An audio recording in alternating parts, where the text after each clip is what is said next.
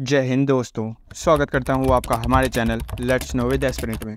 तो दोस्तों, जैसा आप लोग जानते हैं कि महीनों से इजराइल हमास वॉर चल रहा है और आज से ही कुछ दिनों पहले वॉर के बीच एंट्री हो जाती है लेबनान के ऑर्गेनाइजेशन हिजबुल्लाह की, जिसे कई देशों में टेररिस्ट ऑर्गेनाइजेशन घोषित किया गया है। और हिजबुल्लाह ने इजराइल में एक बच्चों के ग्रुप पर सैटरडे को अटैक किया था इजराइल के सिटी गोलन हाइट्स में, जिसमें टोटल 12 लोग मारे गए थे इंक्लूडिंग चिल्ड्रन, जो कि मोस्टली चिल्ड्रन ही थे। और इजराइल डिफेंस फोर्सेज ने पूरे वर्ल्ड के सामने ये ऐलान कर दिया था कि इसका अंजाम हिजबुल्लाह को भुगतना होगा, जो कि बहुत ही बुरा होगा। और उसके कुछ ही घंटों बाद अचानक ये न्यूज़ आती है कि इजराइल ने टॉप हिजबुल्लाह कमांडर फाउद शुकर को मार गिराया है, जो स्ट्राइक इजराइल की एयर फोर्सेज ने लेबनान के बैरूत में की थी। लेकिन हिजबुल्लाह के मेंबर्स ये बताते हैं कि इजराइल ने जिस टाइम स्ट्राइक की है उस टाइम फाउद शुकर उस बिल्डिंग में था, लेकिन उनके मारे जाने की कोई न्यूज़ नहीं थे। और फाउद शुकर मैं बता दूं कि इतना डेंजरस टेररिस्ट था जिस पर $5 मिलियन, यानी कि अगर भारतीय रुपए में हम बात करें तो वो 41 करोड़ से भी ज़्यादा का अमाउंट होता है। और ऐसा इसलिए क्योंकि उसने 1983 में बैरूत में यूएसए के मरीन बैरक्स पर अटैक किया था, जिसमें 241 से ज़्यादा यूएस मिलिट्री पर्सनल मारे गए थे और उसके साथ साथ 128 या फिर उससे ज़्यादा मिलिट्री पर्सनल वहाँ पर घायल हुए थे। और मुझे लगता है कि हिजबुल्लाह भी इस बात पर शांत नहीं बैठेगा and they will definitely strike back on Israel. फिर उसके बाद रसिया ने भी कहा है कि ये इंटरनेशनल लॉज को पूरी तरह से वायलेट करना है कि किसी कंट्री में घुसकर उसके एयर स्पेस को वायलेट करके बॉम्बिंग कर देना। और एक बार को अगर हम रसिया के साथ इंटरेस्ट छोड़ दें तो क्या रसिया जिस तरह यूक्रेन में बॉम्बिंग करता है तो वो क्या सही है इसके अकॉर्डिंग? और फाउद शुकर जो एक टेररिस्ट ग्रुप का कमांडर था उसे खुला छोड़ना चाहिए। हालांकि ये हिजबुल्लाह का मेन कमांडर नहीं है, ये बस एक अच्छा रैंक का मिलिट्री एक्सपर्ट है हिजबुल्लाह का। और हिजबुल्लाह के टेररिस्ट ऑर्गेनाइजेशन जिहाद काउंसिल के कई कमांडर्स अभी भी जिंदा हैं, जिसमें हिजबुल्लाह जिहाद काउंसिल का लीडर भी अभी तक जिंदा ही है, जिसका नाम हसन नसरल्लाह है।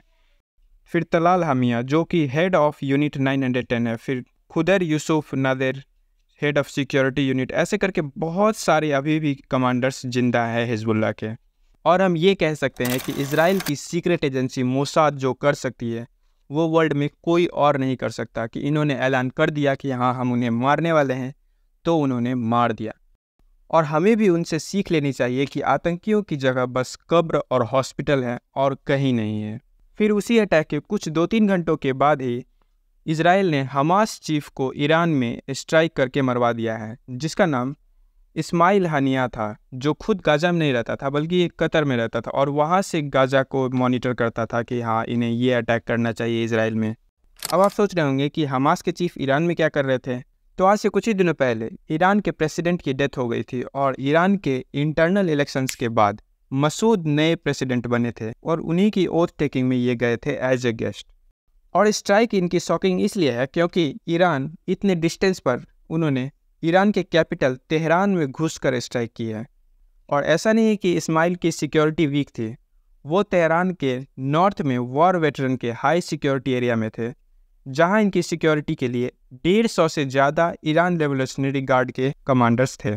हालांकि इजराइल ने अब तक इस स्ट्राइक की जिम्मेदारी अपने ऊपर नहीं ली है और हमें आगे ये देखना होगा कि हिजबुल्लाह और फिर ये हमास ग्रुप इन पर क्या रिएक्शन करता है। अब इस स्ट्राइक के कुछ ना कुछ कॉन्सिक्वेंसेस तो होंगे ही, जो कि एक्सपेक्टेड है ही। तो इजराइल ने अपने आस पड़ोस के साथ साथ ईरान के साथ साथ टोटल 4 नेशंस को अटैक किए हैं, जो कि उन्हें रिवेंज अटैक के लिए मजबूर कर सकता है। और एक बार के लिए समझ लेते हैं कि इजराइल ने हमास को ख़त्म कर भी दिया तो फिर हिजबुल्लाह को सपोर्ट मिलेगा, हिजबुल्लाह उन पर अटैक कर सकता है जिन्हें ईरान से हेल्प मिलती है। फिर उसके बाद कुछ दिनों पहले ही उन्होंने यमन पर भी स्ट्राइक की थी। फिर उसके बाद रसिया भी ईरान को सपोर्ट कर सकता है, क्योंकि रसिया से ईरान होते हुए भारत तक एक रास्ता है INSTC, और उसके डेवलपमेंट के लिए या फिर ईरान को किसी भी तरह की सपोर्ट प्रोवाइड करने के लिए रसिया उनके साथ हमेशा रहता है। फिर उसके बाद चाइना ने भी इजराइल को वार्न किया है कि हाँ उन्हें ये चीज़ नहीं करनी चाहिए थी। फिर आगे हमें ये देखना होगा कि इनमें अब क्या रिजल्ट सामने आता है। फिर अगर ये सब देश हिजबुल्लाह और फिर हमास के साथ अगर मिल जाते हैं तो फिर क्या यूएसए इजराइल की हेल्प करेगा और फिर इसके बाद क्या सीन्स होंगे, ये देखना इंपॉर्टेंट होगा। अब जैसे अगर कोई रिपोर्ट आएगी तो मैं आपको इन्फॉर्म करूँगा ही। Thank you for watching the video. जय हिंद, जय भारत।